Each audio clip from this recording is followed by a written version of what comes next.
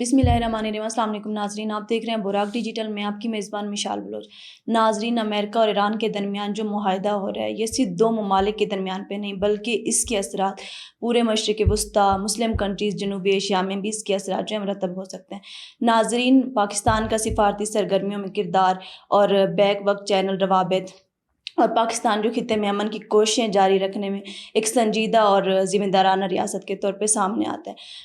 آج ہم گفتگو کریں گے ایران اور امریکہ کے درمیان جو معاہدہ ہونے جا رہا ہے اس میں کن شرطوں پہ یہ معاہدہ ہوا ہے اور ایران نے کن شرطوں پر راضی نامہ کیا۔ ناظرین، اس کے ساتھ ہم یہ بھی بتائیں گے کہ انڈیا اور پاکستان کے درمیان جو بیک وقت چینل روابط ہیں ان میں کیا حقیقت ہے۔ سن 2026 چل رہا ہے، 2026 میں پاکستان کا ابھرتا ہوا یہ تاثر جو مثبت تاثر ہے یہ کتنا بہتر ثابت ہوگا۔ اور ساتھ میں ہم یہ بھی بتائیں گے کہ اگر ایران اور امریکہ کے درمیان یہ مذاکرات ہو جاتے ہیں تو امت مسلمہ اور ساتھ میں کشمیر جیسے حساس معاملات پر کیا اثرات مرتب ہو سکتے ہیں۔ تو آئیے گفتگو کا آغاز کرتے ہیں۔ اس سے پہلے آپ کو بتاتے چلیں ہمارے ساتھ اسٹوڈیو میں موجود ہے ہمارے گیسٹ عدنان سلیم، تو آئیے ان سے ان کی رائے لیتے ہیں۔ سر السلام علیکم۔ وعلیکم السلام۔ سر یہ بتائیے گا کہ ایران اور امریکہ کے درمیان جو ہے معاہدہ دکھائی دے رہا ہے تو ان معاملات کو حتمی شکل دینے کے لیے کیا مطلب ہو سکتی، کیا شرطیں جو ایران نے رکھی ہیں؟ بسم اللہ الرحمن الرحیم۔ دیکھیے مشال، ایران اور امریکہ کی ہم بات کریں، ہم تاریخ کی طرف جائیں تو یہ ایک بہت چھوٹا سا متنازع جنگ نہیں ہے جسے فوراً سے روکا جا سکے یا جسے فوراً سے حتمی شکل دے کر دبایا جا سکے۔ ہم ہسٹری کی طرف دیکھیں، ہم 1953 میں جاتے ہیں، ہم وہاں تاریخ کو دیکھیں جب وہاں امریکہ کے خلاف اور ایران کے خلاف ان کے تنازع شروع ہوئے۔ ہم 1979 کی بات کریں جب ایران میں آسٹیج کرائسس کی شروعات ہوئی اور وہاں کی طلبہ تحریکوں نے وہاں امریکہ کے خلاف آغاز جنگ کیا۔ اس کے بعد ہم 1988 کی بات کریں تو وہاں امریکہ کے خلاف باقاعدہ طور پر ایران سے آوازیں بلند ہوئی۔ پھر 2022 کی بات کریں یا 2020 کی بات کریں جب قاسم سلیمانی کی شہادت ہوئی، تو یہ جو تنازع ہے یہ کئی دہائیوں سے چلتا ہوا آ رہا ہے اور اس کو دبانے کے لیے، اسے خاموش کرانے کے لیے وقت درکار ہے۔ اور اس میں بڑی ایک پیش رفت یہ ہوئی ہے کہ اب بہت سے سورسز یہ کہہ رہے ہیں کہ ایران اپنے اس معاہدے پر بالکل راضی ہو چکی ہے اور جو ایران کو ایک وہاں سے اس کے اپنے ہی ملک سے یورینیم کی جو ایک حاصل ہو رہی ہے، تو ایران کو یہ راضی کرنے پر امریکہ کامیابی حاصل کر چکی ہے کہ وہ اپنی یورینیم اچیومنٹ کو دبا سکے یا اسے کنٹرول کرے یا اسے مکمل طور پر ختم کرے، یا اپنے اس یورینیم جو وہاں اس کو اس کے ملک سے حاصل ہو رہی ہے وہ اس کو کسی تیسرے ملک میں شفٹ کرے یا اس کا 60% امریکہ کو دے تاکہ یہ جنگ ہمیشہ کے لیے دبایا جا سکے اور ختم ہو جا سکے۔ اور یہاں ہم نے یہ بھی سنا ہے کہ امریکہ اس چیز پر بھی راضی ہو چکی ہے کہ ایران کو جو ان کے منجمد 20 ارب کے ایسٹس ہے، فروزن ایسٹس ہے، وہاں تک انہیں رسائی بھی دی جا سکے گی۔ اگر ایران اپنے ایٹمک پاور کو دبائے گی، ایٹمک پاور کو بنانے میں خاموشی اختیار کرے گی یا اسے ایکسٹینڈ کرے گی، کئی سالوں بعد آگے جا کر اپنے ایٹمک پاور کو، اپنی نیوکلیئر پاور کو وہ تشکیل دینے کا سوچے گی، تو اس سے میں سمجھتا ہوں کہ اس خطے میں امن آئے گا، اس خطے میں ترقی آئے گی، خوشحالی آئے گی۔ کیونکہ ہم دوسری طرف دیکھتے ہیں دنیا کا ایک سپر پاور ہے، اگر ایران اپنی ایٹمک نیوکلیئر پاور کو روکے گی نہیں، اسے ایکسٹینڈ نہیں کرے گی، تو لازماً سی بات ہے کہ امریکہ اس جنگ کو مزید بڑھکائے گی، مزید اس جنگ کو خاموش کرنے وہ نہیں دے گی، چاہے پاکستان اپنا جتنا بھی کردار ادا کرے۔ لیکن اب ہم دیکھ رہے ہیں کہ انشاءاللہ آئندہ آنے والے ہفتوں میں یا اسی اتوار کو ایک دفعہ پھر اسلام آباد میں میز سجے گا اور یہ قوی امکانات ہے کہ ایک دفعہ پھر ہماری ریاست ثالثی کا کردار ادا کر کے مذاکرات کروائے گی اور یہ معاہدہ انشاءاللہ تشکیل پائے گا۔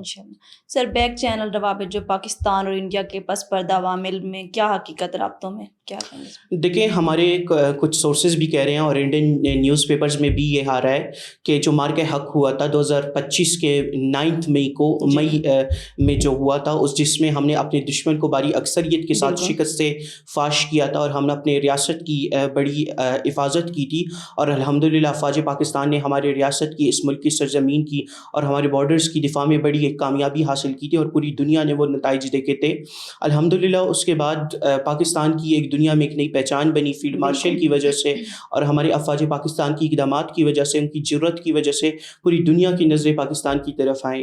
تو ایک ہمارا جو دشمن ہے ہندوستان, تو کیا وہ ہم سے بیکورڈز روابط نہیں اختیار کر سکتا؟ اب ان کے اپنے نیوز پیپرز یہ کلیم کر رہے ہیں کہ پاکستانی جو کچھ سیاستدان ہیں یا ہمارے کچھ سابق جو سفارتکار ہیں یا ہمارے کچھ جو ریٹائرڈ ملٹری سے تعلق رکھنے والے آفیسرز ہیں, ان کے درمیان میں مور دین 4 ٹائمز بیکورڈ چینل روابط ہوئے ہیں, کانٹیکٹس ہوئے ہیں اور میٹنگز ہوئے ہیں. اور ان میں جو زیادہ تر زور دیا گیا ہے وہ مسئلہ کشمیر پر زور دیا گیا ہے تاکہ یہ متنازع مسئلہ حل کیا جا سکے. اور وہاں جو ہماری کشمیری ماؤں بہنوں بیٹیوں اور بیٹوں کے ساتھ ظلم و بربریت کے تمام پہاڑ توڑے جاتے ہیں, ان کے انسانی حقوق مسخ کیے جاتے ہیں, ان کے مذہبی حقوق مسخ کیے جاتے ہیں, وہ اپنے مرضی سے اپنے مساجد میں نہیں جا سکتے, وہ اپنے مرضی سے حجاب تک نہیں کر سکتے, وہ تعلیم حاصل نہیں کر سکتے, تعلیمی اداروں میں انہیں تحفظ تک حاصل نہیں ہے. تو پاکستان نے اپنے بیکورڈ چینل جو روابط ہیں ان میں اس چیز پر بڑا زور دیا ہے, لیکن ہندوستان کی طرف سے کوئی مثبت پازیٹیو رسپانس نہیں آیا ہے.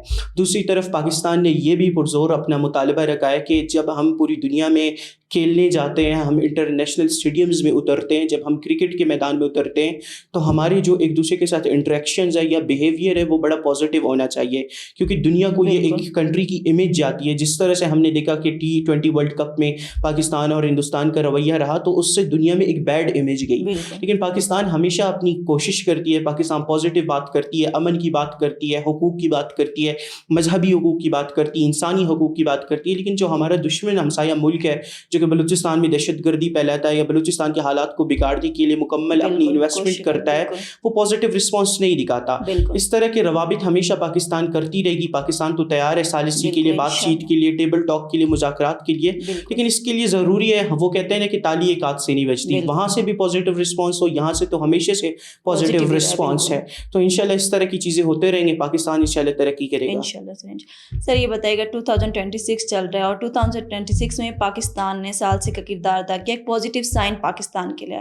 تو بطور بلوچستان بیٹے آپ کیا دیکھتے ہیں کہ پاکستان کن معاملات میں جو ہے بڑھ چڑھ کر سامنے آیا؟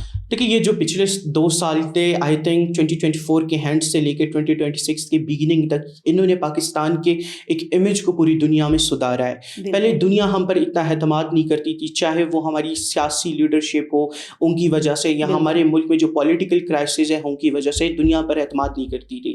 لیکن جو یہ 2 سال گزرے ہیں جب ہمیں تمام طرف سے خطرات لاحق تھے, ایک طرف سے ہندوستان سے, دوسری طرف سے اسرائیل سے, لوگ ہمارے خلاف پروپیگنڈا کر رہے تھے, بلوچستان میں ملیٹنسی کی ریشو بڑھی ہوئی تھی, بلوچستان میں دہشت گرد دندناتے پھر رہے تھے. الحمدللہ ان 2 سالوں میں افواج پاکستان کی وجہ سے میں سمجھتا ہوں, صرف میں آج کھلے الفاظ میں یہ کہتا ہوں کہ field marshal general Syed Asim Munir کی وجہ سے پاکستان ان 2 سالوں میں اسٹیبل ہوا ہے. Field marshal general Syed Asim Munir کی فوجیوں کی کاوشوں سے, ان کے سپاہیوں کی کاوشوں سے پاکستان کی دفاع ہوئی ہے, پاکستان کا تحفظ ہوا ہے. دوسری طرف جب ایران نے اسرائیل نے ایران پر اٹیک کیا تو وہاں سے بھی ہمیں خطرات لاحق تھے کہ اسرائیل ایسا نہ ہو کہ پاکستان کی طرف میلی آنکھوں سے دیکھے. تو وہاں بھی ہماری افواج پاکستان نے بڑے اپنے دانشمندہ طریقے سے پاکستان کی حفاظت کو یقینی بنایا.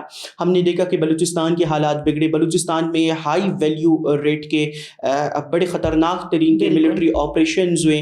الحمدللہ ہماری افواج نے برتری حاصل کی, فتنہ ہندوستان کے دہشت گردوں کی کمر توڑی گئی, ان کے تمام بیکورڈ چینلز کو, ان کے سورسز جو فنڈنگ کے تھے ان کو توڑا گیا.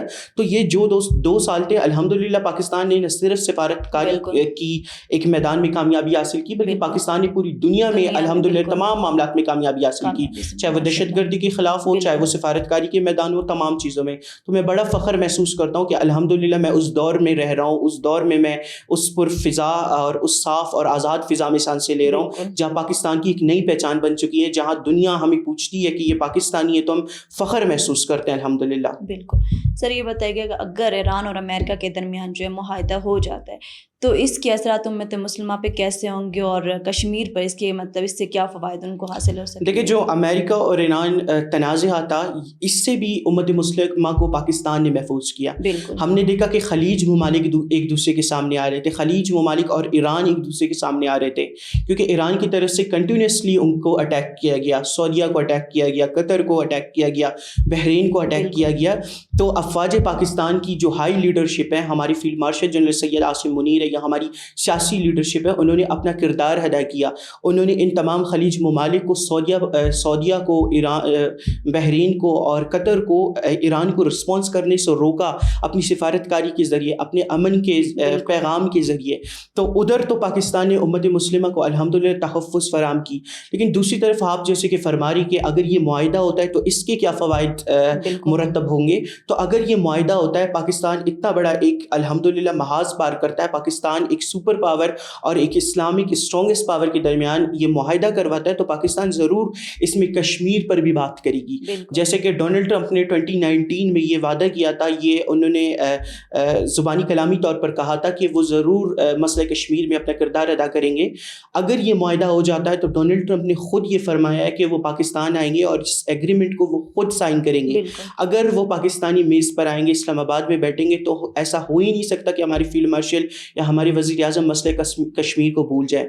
وہ ضرور اپنے مسلمان کشمیری ماؤں، بہنوں، بیٹیوں اور بچوں کی بات کریں گے اور ان پر ہونے والے مظالم پر بات کریں گے. وہ ضرور ہندوستان کے متنازع کردار کو سامنے رکھیں گے.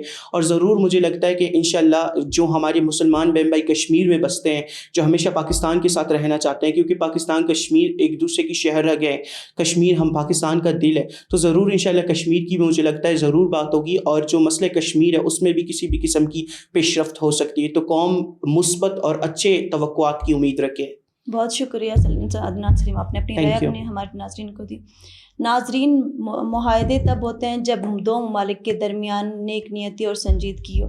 یہی وقت ہے کہ ہمیں مستقل مزاجی اور حکمت عملی کے ساتھ اپنے تمام کاموں کو سر انجام دینا چاہیے. خطے میں امن کے لیے حالات بدلتے ہیں، معاہدے بھی ہوتے ہیں، لیکن قوم وہی جیتتی ہے جو نیک نیتی اور مستقل استقامی کے ساتھ آگے بڑھتی ہے. ملتے ہیں اپنے نئے پوڈ کاسٹ میں، تب تک کے لیے اللہ حافظ.